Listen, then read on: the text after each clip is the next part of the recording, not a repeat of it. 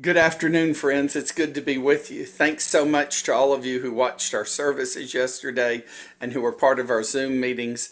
Again, you can do that just with a standard phone. You don't even have to have a smartphone.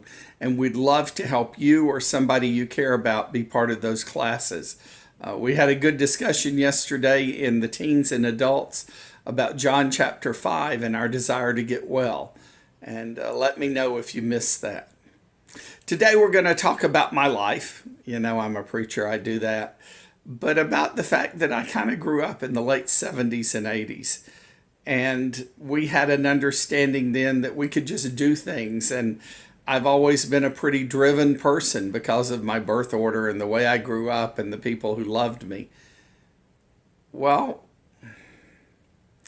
I think what's happening for me in these times is I'm starting to realize that wanting to do things doesn't mean you have to, and that we can have a good life and enjoy time with each other and our family and our church without accomplishing everything all of the time. Now, those of you who know me well know that that's a pretty big deal for me to say, and I just wanted to talk about that this evening. I'm reading from Isaiah chapter 43. And I'm just going to read a couple of verses, verses 18 and 19. God is speaking to Israel who's been unfaithful. And he says, "Forget the former things. Do not dwell on the past.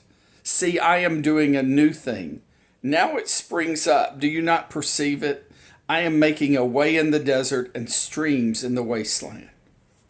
Now it goes on, this is a wonderful prophecy, and it goes on and it talks about what God's doing in Christ. But what does God do in the virus? What's God going to do in the church in these days?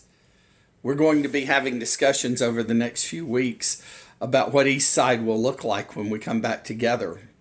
Not just temporarily, but what's the best thing to do to love God and others and make disciples in the days ahead with the people we have and the people that we feel God's calling us to.